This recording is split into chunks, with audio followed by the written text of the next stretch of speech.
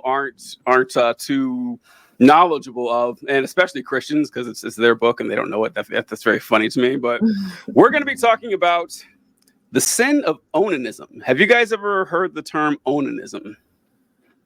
No. Okay. I don't think so. All right. Onanism is masturbating. That is what onanism is. Oh. And it's called onanism because of a story in the Bible, in the book of Genesis, chapter 38. And I will pull that up for everyone right now. I love New Testament. Let's go. You said Genesis? This is the Old Testament. Yeah. Or Old Testament. Yeah, thank you. The Old Testament is a lot more fun than the New Testament. The stories are wild. They're pretty good. So this story, I actually did mean Old Testament. Sorry. I know you meant, yeah. That's where the really weird stuff is. It is. So the story of Onan starts with Jacob's son Judah. Judah was one of Jacob's 13 boys that he had. And let's see what the book of Genesis say about Small him. Small family, yes. Judah and Tamar. And it came about that time that Judah departed from his brothers and visited a certain Adullamite whose name was Hira. Judah saw there a daughter of a certain Canaanite whose name was Shua, and he took her as a wife and had relations with her. And he conceived and gave birth to a son, and he named him Then she conceived again and gave birth to a son, and she named him Onan. She gave birth to yet another son named Shelah, and it was at Chezib that she gave birth to him. Now Judah took for his firstborn, and her name was Now Judah took a wife for his firstborn, and her name was Tamar. But Judah's firstborn, was evil in the sight of the Lord, so the Lord took his life. Now I want to add, there's no context added to this. No context whatsoever. What is evil in the sight of the Lord? It says what did he do? It said he did evil in the sight of the Lord. Lord put him to death. No further explanation. I mean, God doesn't know what to you. Like, who do you think you are? So I'm going to give you all these random books about all these other random people, but do not ask questions about my dude okay? Then Judah said to Onan, little brother, have relations with your brother's wife and perform your duty as brother-in-law to her and raise up a child for your brother. Now, Onan knew that the child would not be his. So, and by his, he means that, this is going to be legally his brother's kid. He's doing this out of a fulfillment, for the law. Now, Onan knew that the child would not be his. So when he had relations with his brother's wife, he wasted his seed on the ground so that he would not give a child to his brother. But when he did what he did was displeasing in the sight of the Lord. So he took his life also. And so that might sound a little confusing right there, but what happened is Onan... I got it. Okay, all right. So anyone not tracking what was going on here, Onan had sex with his brother's widow and pulled out and spilled the seed on the ground, and God said... Oh, Bible, why do you say it like that? And God said, what the hell? And God killed him too. So God said, listen. I got two guns, one for each of you. Well, exactly. He got his on a killing spree for Judah's boys. So listen, it was a biblical command for Onan to unload in his brother's wife, and he didn't do it, and God killed him for it. And so... Do you know what the I get it. What exactly were they trying to fulfill? Like, what was the law? What was the issue? Why? Since his brother died before he had a kid, his brother's line came to an end, and so it's like, well, I'm going to give your brother a son by banging his wife, and then he can continue that side of the family line. And he says, well, the kid won't legally be mine, so fuck that. I'm not going to do it. And he pulls out, and Judah and God's like, I'm not just giving these bitches kids for nothing. Right? Exactly, yeah. And so God's like, look, man, I told you very clearly to bust a load in your brother's wife, and you didn't do it, and I'm not cool with that. So God killed Onan. So because of that Bible story, people said that masturbation is wrong, and the story isn't about masturbation, which is very funny. That it's actually not about masturbation at all. And I don't know what it's about, honestly. Why do they think it's about masturbation? Well, it's about because the act of sex is about trying to procreate. And so since he didn't try to procreate, he's committing a sin, meaning that if you have an orgasm without trying to procreate, that becomes a sin as well. So Interestingly enough, I was Also, never. What was that, Kayla? It's a few leaps. Few leaps. Which is so. Interesting enough, the Bible never mentions masturbation. It's not mentioned one time. Like that is the closest you can get to it. It talks about lust quite often, but it never talks about self-pleasure. And I will give credit that when I was taught this story in church or in school, I never had anyone explicitly teach me that this is about masturbation or this. They never said it. They just talked about the story and how this violated the law.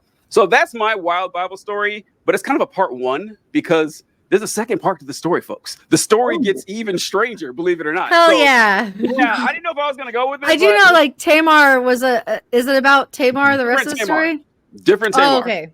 Yeah, different. You're talking about the Tamar with David, I think. Mm-hmm. Yeah. With David's son, Absalom, and Amnon. Yeah, all of that was that was that involved Absalom falling in love with Tamar and raping her, like you said, and then Absalom killed him. Anyway, all right. So also, really weird Bible story. So different Tamar, same vibe. It's a very weird. It's a very different Bible story too. Yeah. Also, because Amnon and Tamar were siblings, and so it's just yikes. All right, so let's continue on with this story right here. Where was I? Okay. Now, have a relationship with brother's wife. Onan spilled his seed. And you know what? Hold on. Let me change versions here. I like the New American Standard, but let me go to the 1995 version. I like that a little bit better. Okay. I like how you have preferred versions. Who doesn't, right? Let's say, all right. All right, but what he did was displeasing in the sight of the Lord, so he took his life also. Then Judah, his dad, said to his daughter-in-law Tamar, "Remain a widow in your father's house until my son Shelah grows up." Because Judah thought, "I am afraid that he might die like his brothers." So Tamar went and lived in her father's house. So basically, Judah has one son left, and he said, "I am not marrying my son to this bitch. There's some bad luck about her that's killing my boys. I'm not going to." God has got it out for this hoe. Exactly. So she shall take no son of mine. You got to think of it from Judah's perspective. It never says God consulted Judah about killing his kids. As far as Judah knew that his boys were just dying from this black widow. What if she was murdering them for real, though? That would have been cool. You can't, the first serial killers in the Bible. Did we just discover something? I want to take Tamar to Ashley Flowers immediately. Can we get a crime junkie episode on this or something? Well, if you like Tamar now, you're gonna love her later. I gotta tell you that. So let's keep going with Miss Tamar here. Okay. So also can't blame Judah. I mean, I gotta tell you, I would have felt pretty similar. Okay. Now, after a considerable time, Shua's daughter, the wife of Judah, died. So Judah is a widower himself now. And when the time of mourning was ended, Judah went to his sheep shearers at Timnah, he and his friend Hira the Adullamite. It was told to Tamar, "Behold, your father-in-law is going up to Timnah to shear his sheep." So she removed her widow's garments and covered herself with a veil, and wrapped herself and sat in the gateway of Enaim, which is on the road to Timnah. For she saw that Shelah had grown up, and she had not been given to him as a wife. So Tamar is like, "Hey, this kid, he's old enough to marry me now, and you haven't done it." She's feeling a little bit salty about it, folks. She's none too pleased. So it's like she was going undercover to find this kid for him. And granted, and back then, like, of age was much younger then, right? Oh so what was this kid, like 14? She's like, "What's the deal?" I heard he can get out of the street. What? His first double, she's like, "Damn." All right. So she goes into town. When Judah saw her, he thought she was a harlot, for she had covered her face. So he didn't know who she was. So he turned aside to her by the road and said, "Here now, let me come into you," for he did not know that she was his daughter-in-law. And she said, "What will you give me that you may come into me?" He said, "Therefore, I will send you a young goat from the flock." She said, "Moreover, will you give me a pledge until you send it?" So basically, he's talking to this prostitute who a person he believes is a prostitute, doesn't know it's his daughter-in-law, and he says, so what price? No, she says, what will you give me for this? And he says, I can send you a goat.